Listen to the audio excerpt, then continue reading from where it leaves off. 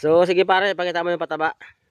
So yan pala mga boss, ang binabad ko na complete triple 14. Isang taka na pa rin latang sardinas. Ayan. At tumakala isang latang sardinas sa malaki. At nilagay doon sa isang balde tubig na 16 liters pa rin.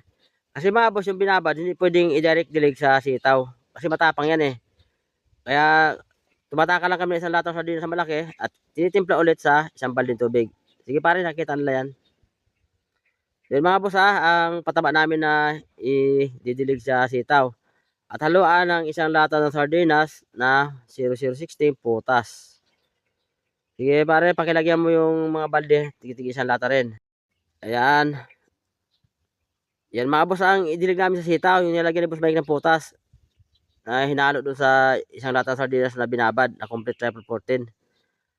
At haluan mo pare ng ng kalahating lata ng sardinas na calcium nitrate. So sige pare. Yan mga boss, ang calcium nitrate naman kalahati lang ng lata ng sardinas ang ihahalo dyan sa binabad at saka sa putas. Sige pare, kilala nila yan kasi yung kulay, iba yung kulay eh. Alam nila yan.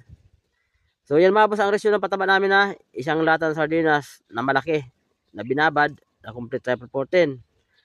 Ititimpla sa 16 liters sa tubig at haluan ng isang lata ng sardinas na putas 0060 at kalahating lata ng sardinas na calcium nitrate. Tinunaw sa 16 liters sa tubig at yun ang dinidilig sa sitaw. Kasi yung binabad mga boss, hindi siya pwedeng i-direct dilig. Matapang yon. Ang binabad pala mga boss, 8 kilong complete triple 14, ibinabad sa 10 liters sa tubig para lumambot. Kasi matigasan eh, matagal tunawin. At ito na mga boss, ang step number 8 ng aming pagpataba sa sitaw. Sa ginagawa namin na step by step na pag-alaga sitaw, ito na mga boss ang pang-8 pataba namin. Ang edad ng sitaw mga boss, 56 days after sowing. Ang variety ng sitaw, ito mga boss ang Negro Star ng Condor Seeds. So yan, sa mga baguhan na nakasubaybay sa amin at sinusundan itong step by step na ginagawa namin, ito na mga boss, ang step number 8 ng pagpataba.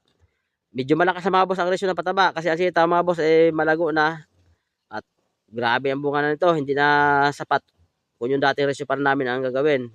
So kakapusin, ang mangyayari pag kinapos sa pataba yan, ang mga bunga ng sitaw, yung iba hindi na haba, maging maikli. Tapos, yun lang may laman sa may taas ng bunga, sa bandang tangkay. Yung dulo niya ay ala na, hindi na maglalaman.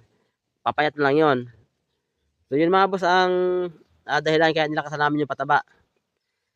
Doon naman sa nag-comment sa aking video na naguguluhan daw siya, bakit daw ang binabad kong pataba doon sa previous video 5 kilo sa 5 litro. Kasi boss, para hindi ka nagugulo